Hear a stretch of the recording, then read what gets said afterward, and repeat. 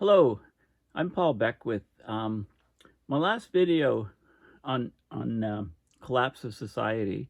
I've done a few on that, collapse of civilization. It's quite long, so I'm going to balance it out with quite a short video on tipping points because I came across this guy on Twitter, Dr. Thomas Smith, and he did a series of posts which I think explain tipping points, not just in the climate system, but in many different systems. I think it explains it fairly well. So I'm just going to go over some of his thread on that because it does illustrate it quite well. And I was looking at this as I was researching for a video that we just filmed today. I just filmed with Peter Carter and Regina Valtez and Heidi and Charles on, I came up with the title, Tipping Points in the Climate Casino. So that video will be coming out on the Climate Emergency Forum fairly soon, I would imagine. So let's have a look at what we mean by tipping points. Okay, so what are tipping points? So again, if you go to @DrTells and on X/Twitter, Dr. Thomas Smith, he's worth following. Who he is he's an associate prof. He studies wildfire emissions and models. He looks at tropical peat and innovative climate education. Sort of his background. So what are tipping points? Tipping points are processes whereby a system, any sort of system, experiences a shift in state when a threshold in its conditions caused by forcing. So the conditions are changing, there's slow forcing, and then you cross a threshold in these conditions, and then you breach that threshold, and then you jump from one state to another state. And the shift is relatively rapid. And if you reverse the forcing, the system does not return to its earlier state. It exhibits what's called hysteresis. So this is an example of any system where you have conditions here and the system state here. And let's say we start up here and we change the conditions slowly, and there's forces to keep them in a sort of stable situation. And then you can reach a point where you cross this threshold and you then suddenly jump from this system state all the way down to this system state. And if you increase the forcing, you end up heading along this curve. The key thing is if you decrease, if you're anywhere along here and you decrease the forcing, you head back along the path where you came from. But when you cross that threshold and flip to a different system state, when you reverse the forcing from that new state, you don't come back up. You don't jump back up. You come back on a different path. There's hysteresis. So this is a bifurcation, if you like, a movement from one state to another state. So this is in nature, this is a very common thing. For example, if this was the liquid state here and this was the freezing state here, solid state, when you cool the temperature of water, you get closer and closer to the freezing point. You could be a millionth of a degree above the freezing point, you still got water. But you lower it to that freezing point and boom, you snap to the solid state. Okay, so that's a good example of a tip. Now, when you get an abrupt change like this, invariably it surprises people. It's very highly non-linear. We can talk about change being linear or non-linear. Like an example of non-linearity is exponential change. But in this case, when you have an abrupt change from one state to another, it's actually faster than exponential. I mean, it's almost like a vertical line as opposed to an exponential curve. Okay, so that's a key point. So there's many different systems that exhibit tipping points. I mentioned one, the phase change. But there's also many in society. It's often related to a critical mass where once a few people have adopted or contracted something, a rapid shift can follow. Viruses, tech adoption, fashion, these are all societal tipping points. There's also many personal tipping points. So think of this state as where you're happily in a relationship, um, and you do things to change so that you're changing the conditions within the relationship, and suddenly, boom, she leaves you and goes to another man. Okay, so this is a together state, and this is the apart state. So boom, she goes to another man. You can reverse what you were doing to annoy her or to harm the relationship, but she doesn't come back up. She follows a different path with somebody else. Okay, so it's too late. It's like abrupt change. So abrupt changes can happen, in human relationships. We all know that. Financial markets, market collapses, etc. The Earth's climate and ecosystems. All of these things can have tipping points. So here's an ecological situation where you actually move along an ecological path, and suddenly there's exploitation and damage, whether this be the number of species or whatever. There's also you can come along this path. Here you're ignoring the ecosystems, and here you go to states where you're supporting ecosystems, and the ecosystems are thriving, and there's regeneration. So you get these two different paths. Or the people in society point, where you have all these people, there's a new product or something, and people learn about it. You cross a threshold, and then you get a huge increase in the adoption. So think of the iPhone usage. People start using it, and then it takes off. See, this is a typical S curve, if you like, of a product being implemented. And if you look at the enablers of different technologies, so you can start with small numbers of people, they learn about it, they're early adopters, and then it reaches some sort of critical tipping point where, and the quality and performance greatly improves, and you get adaptation, you get a maturing of the technology. The cost, meanwhile, can follow the opposite curve. Very expensive initially, and then the cost, you reach a sort of critical mass of production, and the cost plummets. So you get higher and higher quality, lower and lower price. Okay, so, and here's an example from fire ecology, from forest to non-forest.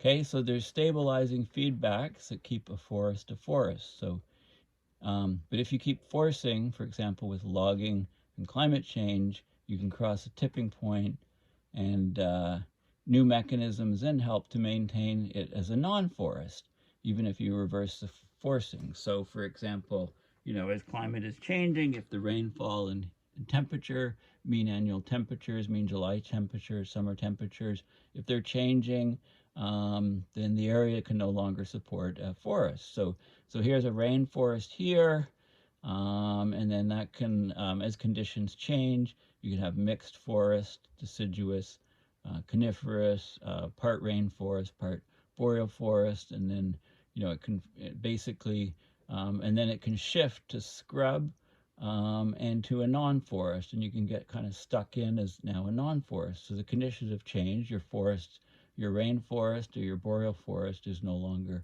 there. You're more like grasslands or scrub or savanna. So here are some of the feedbacks that stabilize forests. You've got forest trees dominating. These can be, if you have a lot of deciduous, they're lower flammability. So you don't have that many fires. The trees can establish. The soil nutrients accumulate because each year as the leaves fall from the deciduous, it builds up the soil levels. Trees shade out non-forest species, so you got this stabilizing feedback situation which maintains the forest. But then, if the climate changes, you get less precipitation, temperatures hotter, more drying out of the forest. There's higher flammability of the trees as a result. You can get more frequent fires. The established trees are killed by the fire. That reduces the soil nutrients that are put in there each year. The herbivores start eating things that impede regeneration. Non-forest species dominate, like grasslands, for example. Okay, so you can get, this is one stable state, this is another stable state. This is a forest stabilizing as a forest, stabilizing as a non-forest. Okay, so this forest example is applicable to the Amazon and boreal forest tipping point. So most of the tropical forests in Southeast Asia have already crossed their tipping point. So efforts to reforest them are a huge challenge because of the new stabilizing mechanism. So it's hard to reverse them. So this is showing you the Amazon rainforest over time. So 1990, lots of forest. 2000, much less. Let me try, I guess I got to try to stop it at 1973, heavily forested. 1990, we're losing forests. 2000, lots more gone. 2010, lots more gone. And it goes up to 2017. So you can see, you know, and eventually, you know, because of the recycling of water, right? Rainfall over here, then there's transpiration and more rainfall, like water, you know, continuously cycles from the forest to the atmosphere, dropped by rainfall back into the forest, evaporation to the atmosphere, and transpiration. So it recycles so that once you get the whole, so once if you start nailing it on this end, then the whole thing can dry out. So there's often thresholds in climate that are associated with runaway feedbacks, runaway or positive feedbacks that enable the shift in state, and then there's stabilizing feedbacks or negative feedbacks which try to keep stability of the state. But once the state has shifted, like from an ice sheet to an ice-free landscape, the new conditions make it hard to reverse. So this is climate feedback loops generically. So global warming creates a change. You can have positive feedback, speeds up warming, and then there's a vicious positive feedback, reinforcing feedback. For example, melting sea ice in the Arctic. You start melting it, it exposes the ocean, it's darker, absorbs more sunlight, heats up more, melts more ice, and it gets in this vicious feedback. There's also negative feedbacks that slow down the warming. So you get some sort of change, it slows down the warming, and then that creates even more change, slowing it down, and so on and so forth. And these are a lot rarer in the climate system, but one thing that occurs is as you warm the planet, you get more radiation of energy out to space, and that kind of can be, you know, an example of a negative feedback. For Greenland, melting ice at the fringe reveals a darker surface that absorbs more sunlight, so that makes the local warming in that region stronger, and the ice is darkened because of all the dirt and stuff inside the ice being exposed as you get melting. When the peak of the ice sheet melts, its altitude can decrease, right? And then when it decreases, the elevation is lower, so it's exposed to warmer temperatures, so you can get more melting. So you get this altitude feedback with the ice. This is the Greenland melt extent medium, and we get years where it spikes up much higher. Jason Box does a lot of monitoring of ice on Greenland. Now, the problem is that many of these potential climate tipping points, we're not sure where the thresholds are, because the nonlinear behavior associated with positive feedback is very hard to model. Okay, so here's a couple examples. This is some different feedbacks in the climate system: Greenland ice sheet melting, Arctic sea ice decreasing. That means that there's more calving around Greenland, and that can increase the melt rate. So there's connections between all of these different elements. We have boreal forest dieback here and here. And this is happening, you know, we've had a lot of this occurring this summer with all the wildfires, both in northern Canada that are still ongoing. They started in April, May, and already in mid-October, there's still, hundreds and hundreds of wildfires. Same thing in Siberia. The permafrost is thawing and releasing carbon, and that's getting in the atmosphere, ocean system, and causing warming in the atmosphere. There's the danger of the ocean methane hydrates thawing, releasing lots of methane, and also Himalayan glaciers thawing, releasing greenhouse gases. You have the southwest of North America, is drying, millennial length, the worst droughts in 1200, 1400 years. The AMOC, the Atlantic Thermohalian Meridional Overturning Circulation, or the THC, the thermohalian circulation, slowing down, right? This is, I call, the mother of all tipping points, because there's so many things that interact with it. You have for example, if this shuts down, the Indian summer monsoon would decrease rainfall by about a factor of 2, which would affect growing food for billions of people, literally. Sahara greening, then it would be a dust source. Shut down, it's a source of a lot of dust, which fertilizes the ocean. Sahel drying, the West African monsoon shift, that would shift along with the Indian summer monsoon. Changes in ENSO, amplitude or shift in location. And then we have the Amazon rainforest, of course, and the marine biological carbon pump. As the southern oceans are warming, there's less carbon going into the oceans, and then taking to the seafloor. Tropical coral reefs are, of course, under stress. And we've got the instability of the West Antarctic ice sheet. And another thing needs to be added here for Antarctic sea ice, because that's dropped off a cliff recently. Okay, so there's all of these different factors, and of course the risk of climate tipping points is rising rapidly as the world heats up. So this is basically the range of temperature over which we might get tipping. There's a central estimate here, and this is 1.5 degrees. Well, no, this is 1.1, which is the current level of warming. Actually, we're going to be closer. We're actually closer to 1.5 right now. This is 2 degrees. You get lots of different elements that tip. And of course, there's the idea of cascading tipping points, that when one thing tips, it leads to other things, and so on and so forth.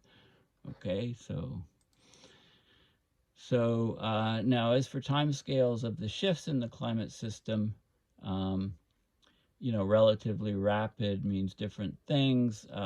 Like for forests, rapid means years to decades. For ice sheets, rapid means hundreds to thousands of years.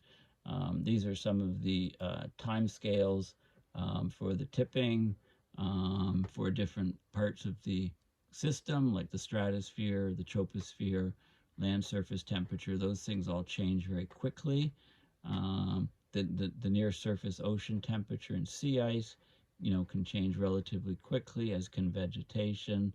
Land surface moisture and snow cover changes, months to seasons within a year. And then the longer term things are chemical cycles, like the carbon cycle, the ice caps, the deep ocean temperatures. Okay, so there's different elements, and they're all interrelated and connected. So because the thresholds are uncertain, they're difficult to incorporate in Earth system models that are used to project future scenarios of climate change. So generally, these models are not including them.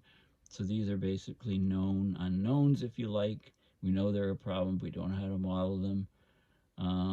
There's also unknown unknowns, many of those, which cause surprises. So there's links for all of these different things. And I just want to show you a couple things here. This actual graph I showed you was from a finance paper. The reference is here. And a familiar real world example. This is one of the best examples. A canoe tipping point. Okay, so if you change the angle of the canoe slightly, you're in a stable regime. Suddenly gravity takes over and you tip over, and you're in a new state, which is upside down in the water. Okay, so when you think of tipping points, think of the canoe example. It's the best one. It's perfect. Okay. And yeah, there's all kinds of stuff in the IPCC reports on tipping elements. There's the OECD, Organization for Economic Cooperation and Development paper, which I discussed in detail a couple videos ago. So I thought, anyway, I thought I'd just revisit in this quick video how, with some good examples of tipping points, what they are and how they can operate on different time scales, and the idea of cascading tipping points where, think of dominoes stacked. You tip over one domino and it tips over all of the others. Or think of a system where you have very tiny domino like pieces of wood, and you tip one and it hits another one and makes it tip, and you can have bigger and bigger domino like objects that then tip. So not just very, very, it's like the idea of a straw breaking the camel's back, if you like, right? I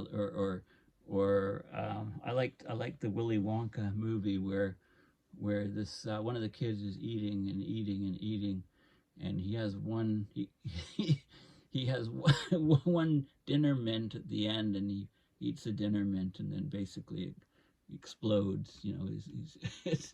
It's actually quite a good example of a tipping point, or of the straw that broke the camel's back. Okay, well, thank you for listening. Please consider going to my website, paulbeckwith.net, and donating at my PayPal to support my research and videos. Okay, thanks again, and bye for now.